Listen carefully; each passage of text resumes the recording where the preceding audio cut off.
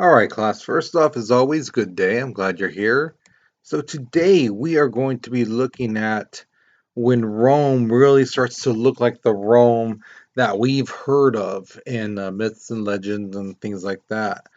We'll be talking about one particular person who really brought about change in Rome, and it's not somebody you may have heard of. A lot of people tend to think, oh, it's this one person, but in reality, it wasn't. It was actually a relative of his. So we're going to get to that today in class. So let's go ahead and get started. All right. So the first question asks you to put in your own words what's going on here. Okay. Um, uh, you kind of have to have some background knowledge on certain salads, what they're called. The bottom part where it says it's a Brutus salad, sir. Um, you got to know who Brutus was, and that's where question number two comes in. Who do you think Brutus is, and what do you think he did? Okay, so use the picture to kind of help you out if you don't know.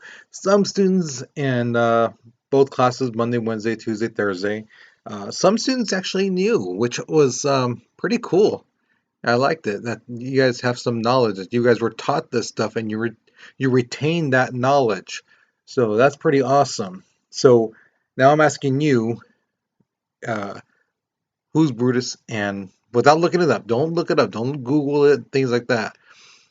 Who's Brutus and what do you think he did? Okay, so pause the video, write your response. We're going to be moving on in three, two, one. So, originally, Rome was a republic. A republic is a government that is ruled by the people. Okay, the government gets their power from the people. That's how Rome started off. Now, there were two groups of citizens, the patricians and the plebeians. Right? Now, the thing is, they could both vote. Both sides could vote. However, the patricians were the only ones who could hold government jobs. So in a sense, yeah, they got to both vote, but these guys were just a little bit higher than this group. Even though technically when it comes to voting, they're equal, but in reality, these guys can hold political office, these guys can't. Now, there were two chief officers when it came to Rome. There was the consuls and the praetors. Now, the praetors, to me, they are the most interesting of these two groups. The consuls were interesting, but the thing is, the praetors were in charge of civil law. So if something happened in a particular town in Rome, the praetors would defend the town. They would be the person in charge and things like that. Um, and some of these guys, they had some big responsibilities. And one in particular was, let's say, two non-citizens were, let's say one killed the other, the praetors would actually be like the judge, jury, and executioner if it called for that. They would be involved in cases dealing with non-citizens. That was another part of their job. If you've ever seen the movie The Dark Knight, the one with the Joker, there's a scene where they have at a dinner table, Harvey Dent, the girl, Bruce Wayne, and his date, and one of them says, Harvey Dent says, in Rome, it was customary for when enemies were at the gate that they would suspend democracy and appoint one man in charge. And the other girl says, well, that one man was Caesar. We're going to be talking about him. And yes, Caesar was a praetor. We're going to be talking about that in a little bit. But first, here's your question. Do you think that anyone should be allowed to run for political office? And when I mean political office, I mean like assemblyman, mayor, governor, up to the president. Or should there be some requirements? Like, hey, you have to have some type of educational background. You have to be maybe a particular race. You can't be like whatever. I don't know. You can't be part alien, from another planet. Um, you have to have a clean background. Oh no, if you've done something bad, can't be in political office.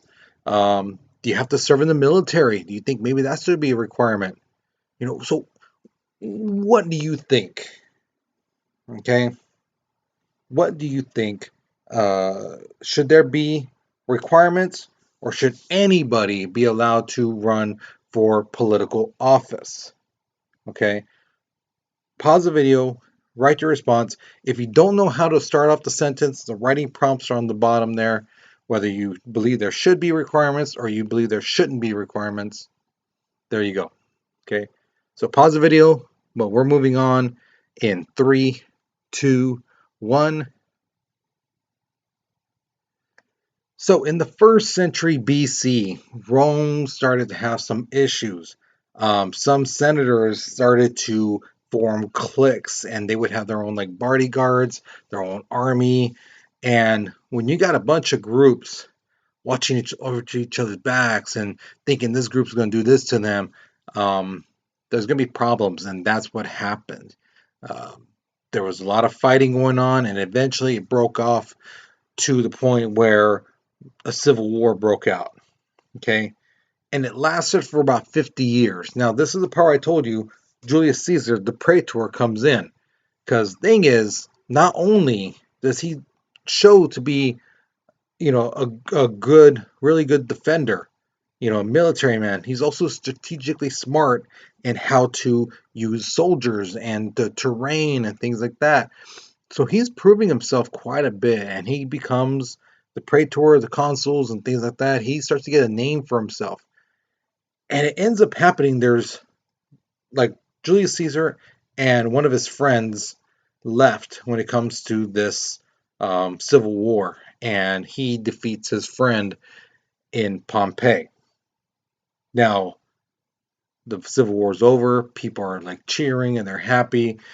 And so, since Caesar is like the last one left, the people basically name him the dictator in 45 BC. Dictator means absolute ruler. So he rules with nobody able to object to him and things like that. The famous story is he declined the role of dictator 3 times. They offered it to him. He's like, no, no, no, no. Oh no, I can't do that. Please, please. Oh no, no, no, no, I cannot do that. Oh, we need you, please. No, no, no, no, no. I cannot. Oh, you, please, you must. We need you. And he's like, fine, I'll do it. Oh, okay. It was all for show, but that's how the legend goes. Also, some people didn't like the idea that Julius Caesar had absolute rule. And some of these people were really close to him. And according to William Shakespeare, he was killed. Okay. But his friend Brutus killed him, and then Julius Caesar said, "Et tu, Brutus, et tu," which means, and you, Brutus, and you. He was killed and stabbed by his best friend. You know. Um, Now again, did Julius Caesar say that exactly? Who knows? We don't really know. But in the Shakespeare play, Julius Caesar, that's what Shakespeare said to Brutus: "Et tu, et tu." So the friends, the people who were close to Caesar, they did kill him. They stabbed him like crazy, and his grandnephew Octavian took over. Now Octavian was like, "Well, if they did that to him, well, you know what? I'm gonna go get them," and that's what Octavian did.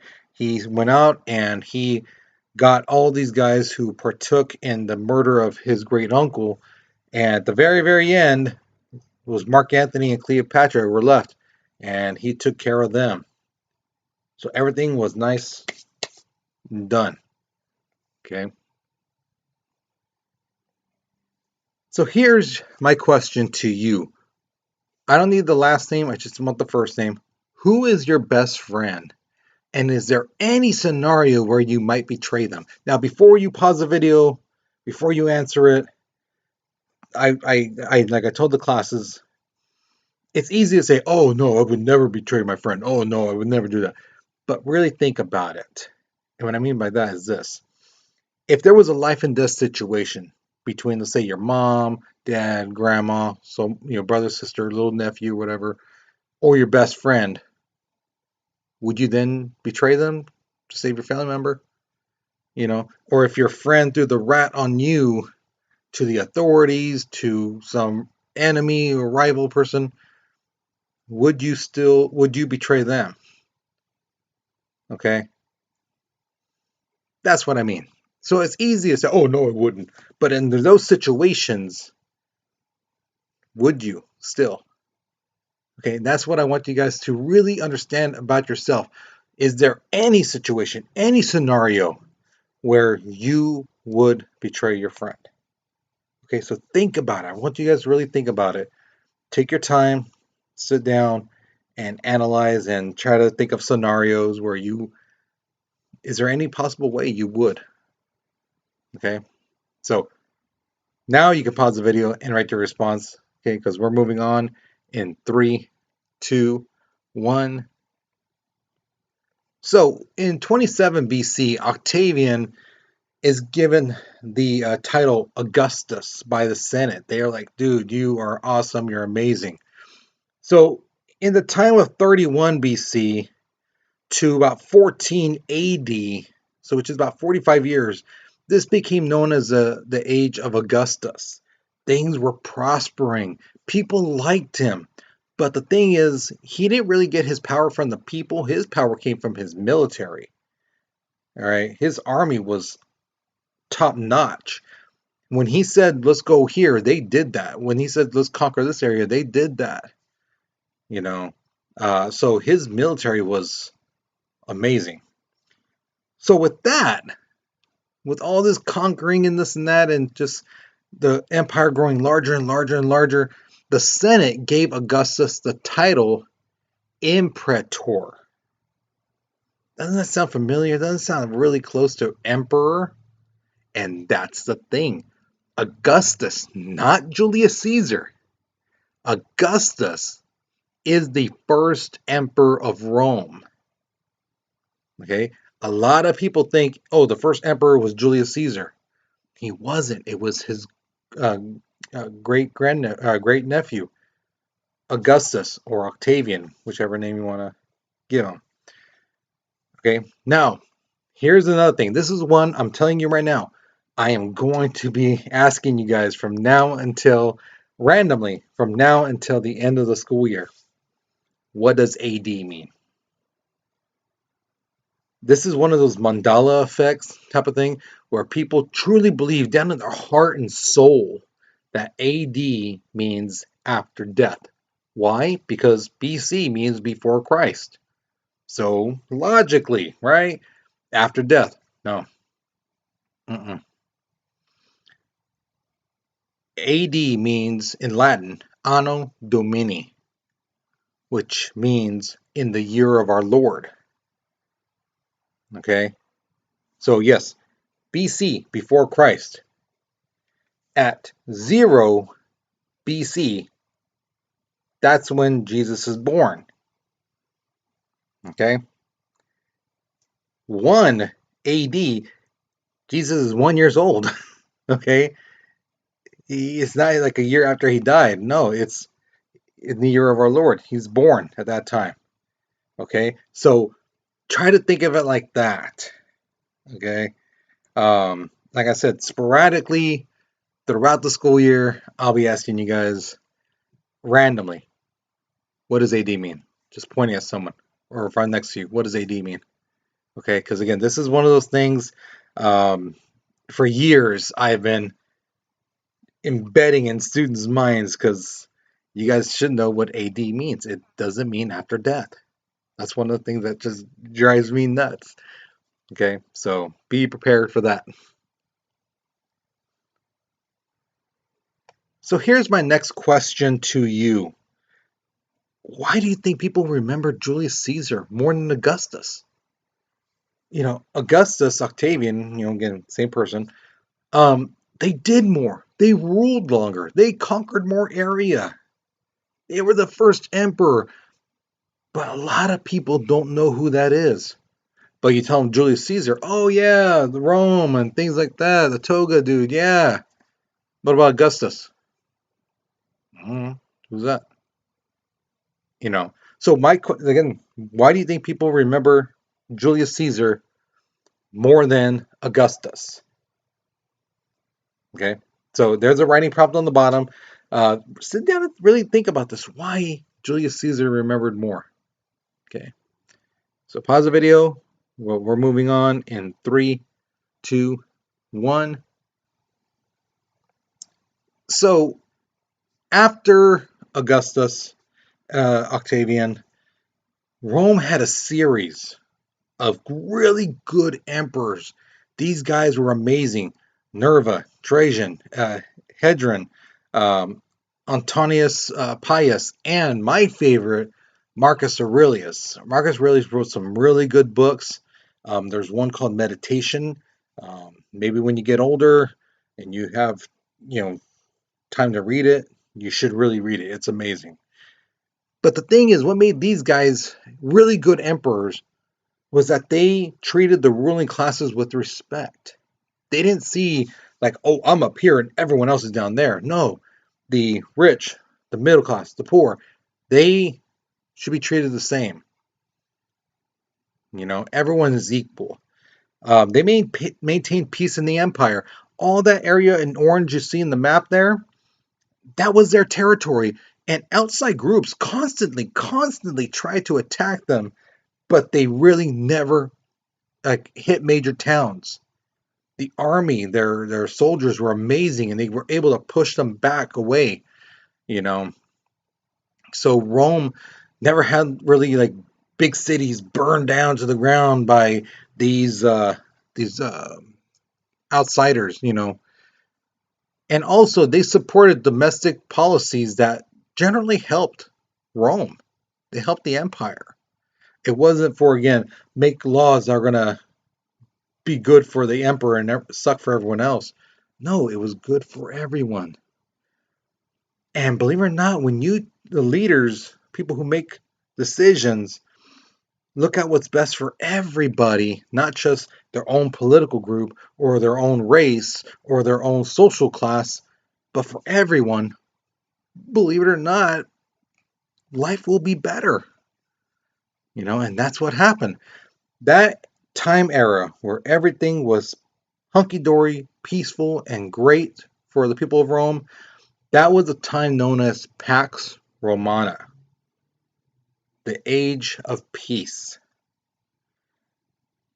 Now, just to tell you how long that lasted, it's going to be mind-blowing. 200 years. Imagine 200 years of peace amongst everybody, everyone living well. You know, there's like no thing of, oh my God, we have to be scared because of these authority figures, or these politicians are going to try to do this to us, or these outside countries are going to try to attack us. None of that. People got to live in peace for 200 years. So if we started today, right now, we would have peace up until 2221. That's ridiculous. That'd be amazing, but it'd be just like, it's, for me personally, it's hard to fathom. It's hard to think of that. It's just like, wow. So now I want to know about you on your exit ticket. Do you think our country will ever have like 200 years of continuous peace and prosperity? Do you think we'll ever get to the point where, everyone's living well together? Yeah, there's rich, poor, middle class, but we all get along. There's justice in our country. We don't have to feel like scared every moment that somebody's going to bomb something, someone's going to shoot something, things like that. Do you think we'll ever get to that point? And do you think if we did, it would last 200 years? We could make it last for 200 years? What do you think? Why or why not? Okay. So once you're done with this exit ticket question, you're done for the class. I hope you really enjoyed this lesson. I hope you learned something new. But yeah, that's it, guys. So take care, be safe, and I'll see you guys later, all right?